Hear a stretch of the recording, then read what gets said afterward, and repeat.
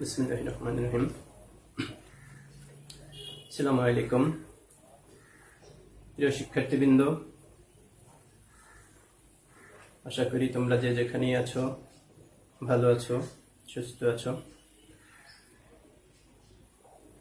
Corona মহামারীর কারণে প্রায় 1.5 মাস বা তার অধিক সময় যাবৎ আমাদের ক্লাস কার্যক্রম বন্ধ আছে, যার কারণে আমরা অনলাইন ক্লাসের মাধ্যমে তোমাদেরকে কিছুটা হলেও শিক্ষা দেওয়ার চেষ্টা করতেছি। তো আজকে আমি একটা তোমাদের জন্য প্রথম ক্লাস বানানোর পরিকল্পনা করছি। যাই হোক, আমার ক্লাসের শুরুতেই সকল শিক্ষার্থী বগুড়া পলিটেকনিকের, এমনকি সকল পলিটেকনিকের সকল ইঞ্জিনিয়ারিং শিক্ষার শিক্ষার্থীদের স্বাগতম। আমি আমার একটু পরিচয়টা দিয়ে নিই। আমি Mohammad Imran Hossain, junior instructor electrical, Bogura polytechnic institute, Bogura. আমি এই সেমিস্টারে 2টা সাবজেক্টে পাঠদান করি। একটা হলো ডিসি মেশিন, একটা হলো transmission and distribution of electrical power. তো আজকে আমি ডিসি মেশিন বিষয় নিয়ে আলোচনা করব। ডিসি মেশিন, খেয়াল করো। তো ডিসি মেশিনে যাওয়ার আগে আমরা একটু চিন্তা করি বা বুঝতে চেষ্টা করি যে মেশিনটা কি। মেশিন হচ্ছে কিছু, মেশিনের সরাসরি অর্থ করলে যন্ত্র বোঝায়।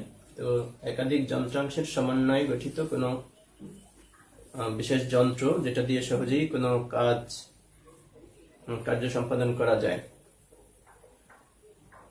বিভিন্ন ধরনের সংজ্ঞা হতে পারে মেশিনের। আরেকটু বলে নিই, মেশিন সাবজেক্টটা খুবই ইম্পর্টেন্ট। ইলেকট্রিক্যাল ইঞ্জিনিয়ারিং এর একদম মূল সাবজেক্ট বলা যেতে পারে মেশিন।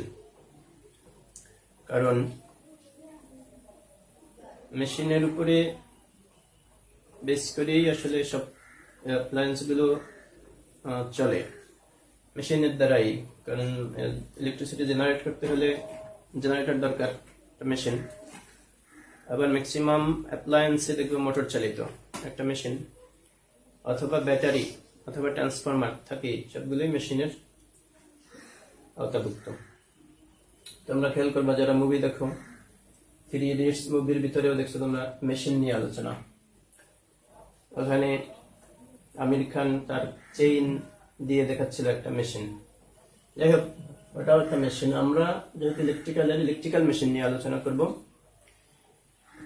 ইলেকট্রিক্যাল মেশিন হতে হলে অবশ্যই ইলেকট্রিসিটি জেনারেট করবে অথবা ইলেকট্রিসিটি দ্বারা পরিচালিত হবে। এই ধরনের মেশিনগুলোকে আমরা ইলেকট্রিক্যাল মেশিন বলবো। এখন ইলেকট্রিসিটি যেহেতু 2 প্রকার হতে পারে, একটা অল্টারনেটিং বা এসি, আর একটা ডাইরেক্ট বা ডিসি। সেই অনুযায়ী মেশিনও 2 প্রকার হবে, একটা এসি মেশিন, একটা ডিসি মেশিন। তো আমরা আলোচনা করবো ডিসি মেশিন নিয়ে। ডিসি মেশিন হবে সেই মেশিনগুলো যে মেশিনগুলো ডাইরেক্ট কারেন্ট উৎপন্ন করবে অথবা ডাইরেক্ট কারেন্ট দ্বারা পরিচালিত হবে,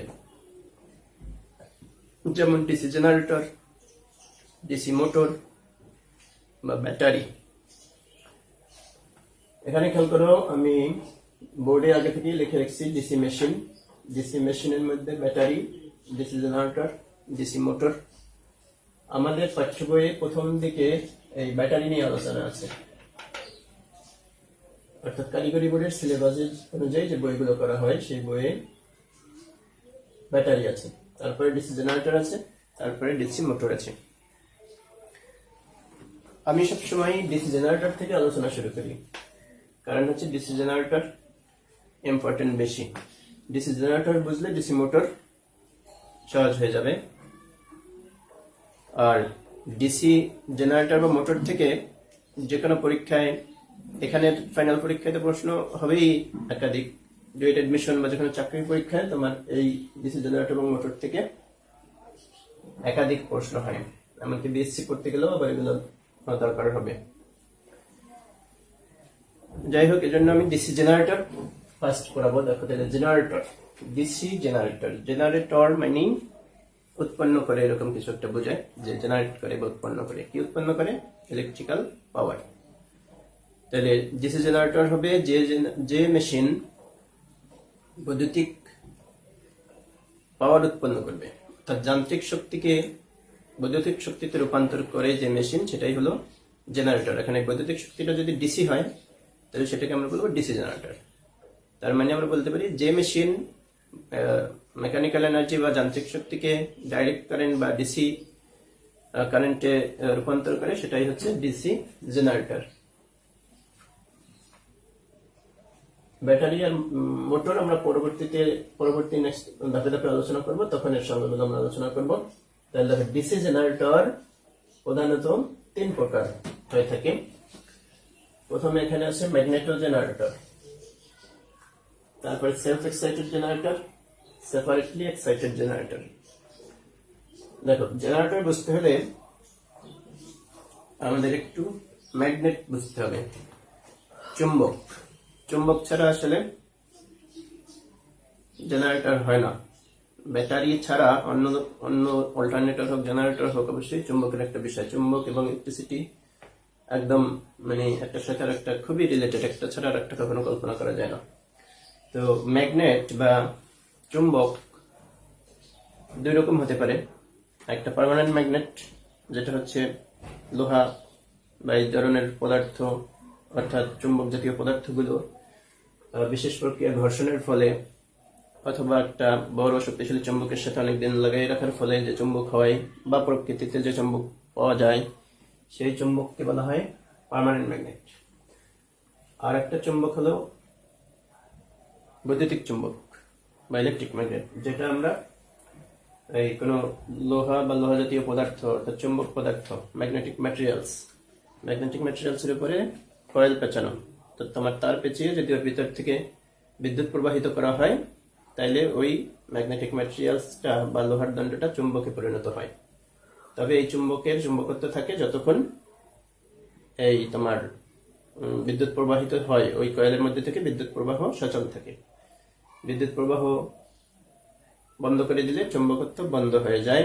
তবে কিছু পদার্থ আছে যাদের চুম্বকত্ব মানে বিদ্যুৎ প্রবাহ বন্ধ করে দিলেও অল্প পরিমাণ চুম্বকত্ব থাকে, যেটাকে আমরা অবশ্যই চুম্বকত্ব বা রেসিডুয়াল ম্যাগনেটিজম বলি। এটা একটা ইম্পর্টেন্ট বিষয়। সেলফ এক্সাইটেড মেশিনের ক্ষেত্রে অবশ্যই রেসিডুয়াল ম্যাগনেটিজম থাকতে হয়। তো যাই হোক, এই যে আমি বললাম পার্মানেন্ট ম্যাগনেট, যদি কোনো মেশিনে পার্মানেন্ট ম্যাগনেট ব্যবহার করা হয় তাহলে সেই মেশিনটাকে বলা হয় ম্যাগনেটো জেনারেটর। বাস্তবে ম্যাগনেটো জেনারেটর বা পার্মানেন্ট ম্যাগনেট দিয়ে জেনারেটর খুব একটা ব্যবহার নাই। ছোট ছোট কিছু মেশিন, ল্যাবে পরীক্ষামূলক কিছু মেশিন তৈরি করা হয়, কিন্তু বাস্তবে বড় বড় জেনারেটিং স্টেশনে সবগুলোই এই ইলেকট্রিক ম্যাগনেট বা বৈদ্যুতিক চুম্বক দ্বারা তোমার তৈরি করা হয়। তো যেহেতু বৈদ্যুতিক চুম্বক দিয়ে তৈরি করা হয়, বৈদ্যুতিক চুম্বক করতে হলে আমরা বলছি যে একটা বিদ্যুৎ সরবরাহ দিতে হয়। বিদ্যুৎ যেহেতু সরবরাহ দিতে হচ্ছে চুম্বক তৈরি করার জন্য, এটাকে আমরা সংক্ষেপে ফিল্ড বলি। এই ফিল্ডে বিদ্যুৎ সরবরাহের উপর ভিত্তি করেই এই জেনারেটর শ্রেণীবিভাগ করা হয়েছে। Self excited generator, separately excited generator. Self মানে আমরা বুঝতে পাই যে নিজেই সে বিদ্যুৎ প্রবাহিত করবে বা উত্তেজিত করবে তার ফিল্ডকে, আর সেপারেটলি মানে আলাদাভাবে। তার মানে সেলফ এক্সাইটেড জেনারেটর হবে সেই জেনারেটর যে জেনারেটরের ফিল্ড অর্থাৎ চুম্বক ক্ষেত্র ওই জেনারেটরের আর্মেচারে উৎপন্ন ভোল্টেজ বা কারেন্ট দিয়ে কারেন্ট প্রবাহিত হয়ে তার ফিল্ডকে এক্সাইটেড করবে। আর সেপারেটলি এক্সাইটেড জেনারেটর হবে সেটা যেটার ফিল্ডে আলাদা কোনো সোর্স হোক, সেটা একটা ব্যাটারি হোক, অন্য একটা ডিসি জেনারেটর, সেটার মাধ্যমে বিদ্যুৎ প্রবাহিত করা হবে, বিদ্যুৎ প্রবাহিত করে তাকে এক্সাইটেশন করা হবে। তো সেপারেটলি এক্সাইটেড জেনারেটরের আর শ্রেণীবিভাগ নাই। সেলফ এক্সাইটেড যেহেতু বললাম যে ফিল্ড এবং আর্মেচার সংযুক্ত থাকবে, তাহলে সংযোগটা কিরকম থাকবে? সিরিজে না প্যারালালে? নাকি একটা কয়েল থাকবে নাকি দুইটা কয়েল থাকবে, এর উপর ভিত্তি করে সেলফ এক্সাইটেড জেনারেটর আবার তিন প্রকার হয়ে থাকে। একটা হচ্ছে সিরিজ জেনারেটর, একটা হচ্ছে শান্ট জেনারেটর, আর একটা হচ্ছে কম্পাউন্ড জেনারেটর। যদি ফিল্ড এবং আর্মেচার পরস্পর সিরিজে সংযুক্ত থাকে তাহলে সেটা হবে সিরিজ জেনারেটর, যদি প্যারালালি সংযুক্ত থাকে তাহলে সেটা হবে শান্ট জেনারেটর, আর যদি সিরিজ এবং শান্ট দুই ধরনের কয়েল থাকে তাহলে সেটাকে বলবো আমরা কম্পাউন্ড জেনারেটর। আমি এগুলো যখন কানেকশন আঁকাবো তখন আরো ভালো বুঝতে সুবিধা হবে তোমাদের।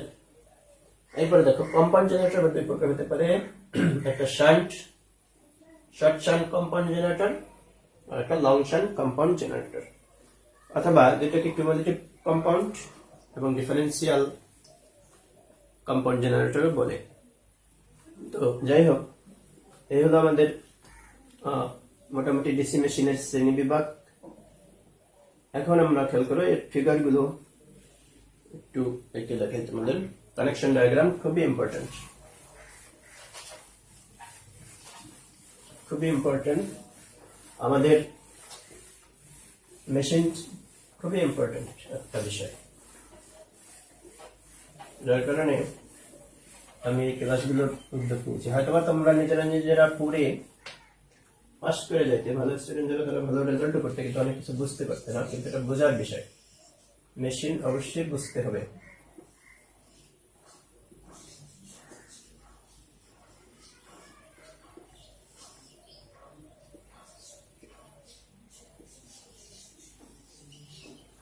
ডিসি মেশিন বুঝলে তোমরা এসি মেশিন বুঝতেও সহজ হবে। পরবর্তী 6 এবং 7 সেমিস্টারে তোমরা আরো দুইটা মেশিন পড়বে, এসি মেশিন 1, এসি মেশিন 2। ওখানে এই ডিসি মেশিন ভালো যারা বুঝবে তারা অনেক সহজে বুঝতে পারবে। যাই হোক, এখানে খেয়াল করো, এই যে বৃত্তের মতন একটা, তার পাশে দুইটা আয়তের একটা মতো, এটাকে আর্মেচার বলে। আর্মেচার। আর এই কয়েলের মতো দেখাচ্ছে যেটা ইন্ডাক্টরের মতো, এটাকে ফিল্ড বলে। ফিল্ড অর্থাৎ প্রতীক। তাহলে এটা আর্মেচার, এটা ফিল্ড। তাহলে খেয়াল করো, আর্মেচার আর ফিল্ড, এখানে লোড।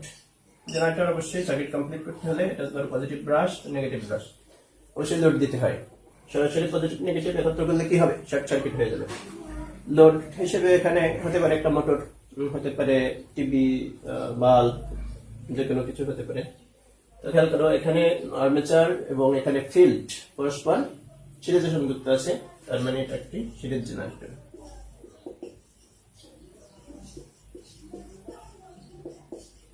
আর এখানে কিভাবে আছে? প্যারালাল আছে, তার মানে এটা শান্ট জেনারেটর।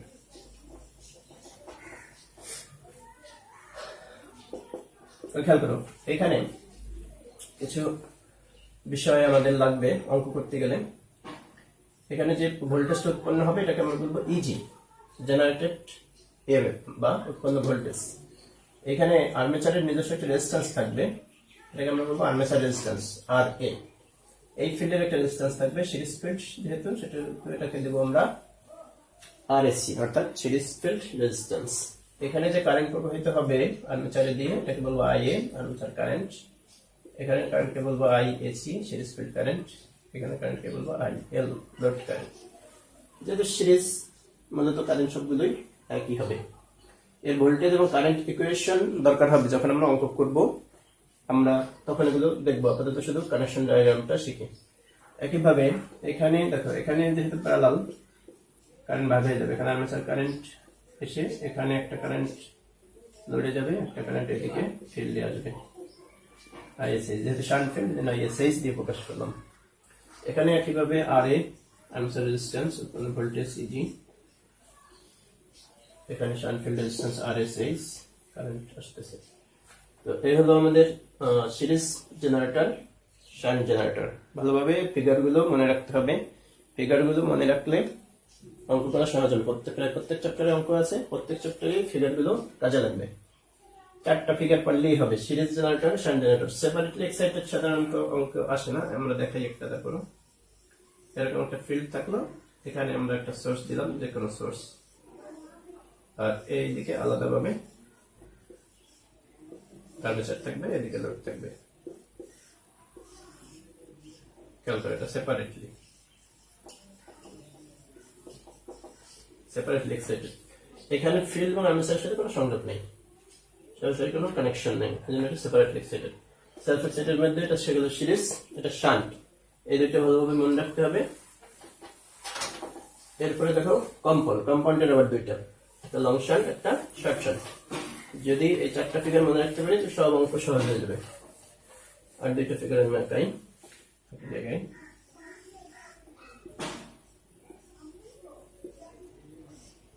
চিত্রগুলো সুন্দর হচ্ছে না, বুঝতে পারলেই হয়েছে।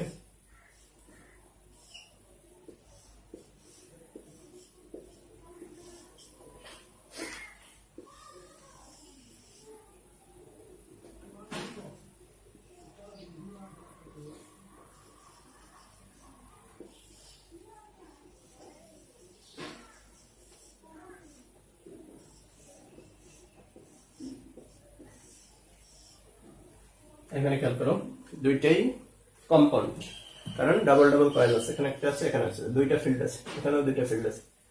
তো যদি কোন জেনারেটরের আর্মেচারের অ্যারোতে শান্ট ফিল্ড থাকে, অর্থাৎ একটা ফিল্ড শুধু আর্মেচারের অ্যারোতে থাকে এবং আরেকটা ফিল্ড বাহিরে থাকে, সিরিজে থাকে লোডের সাথে, লোড এবং আর্মেচারের সাথে, তাই সেটাকে আমরা বলবো short shunt. Short shunt compound generator. আর যদি সিরিজ ফিল্ড এবং আর্মেচার দুটাই সিরিজে সংযুক্ত হয়ে দুইটার আড়াআড়িতে যদি শান্ট ফিল্ড সংযুক্ত থাকে তাহলে সেটাকে বলবো আমরা লং শান্ট কম্পাউন্ড জেনারেটর। এখানে IA, এখানে ISC, এখানে IL, ISC একটা হবে এবার, এখানে ISH, এখানে রেজিস্ট্যান্স হবে RSH, এখানে RA, এখানে EG, এগুলো আমাদের মনে রাখতে হবে। তারপরে যে টার্মিনাল ভোল্টেজ VT হবে, আগে বুঝাই দেয়নি অবশ্য, VT, টার্মিনালে যে ভোল্টেজ আসবে সেটাকে আমরা ধরলাম VT, টার্মিনাল ভোল্টেজ। এটা RAC, এখানে IA, ISC এক হবে, এটার ক্ষেত্রে IL আলাদা হবে, ISH আলাদা হবে, এখানে রেজিস্ট্যান্স হবে RSH, এখানে RA। তো ফিগার গুলো মনে রাখতে হবে, মেইন হলো ফিগার, চারটা ফিগার ভালোভাবে মনে রাখতে হবে, সিরিজ, শান্ট এবং কম্পাউন্ড জেনারেটরের ফিগারটা মনে রাখতে হবে। তো যাই হোক, ফিগার গুলো মনে থাকলে আমরা সহজেই বুঝতে পারবো, মেশিনের অঙ্কগুলো পারবো এবং লস বা দক্ষতা এগুলো বুঝতে অনেক সহজ হয়ে যাবে, অনেক কিছুই সহজ হবে।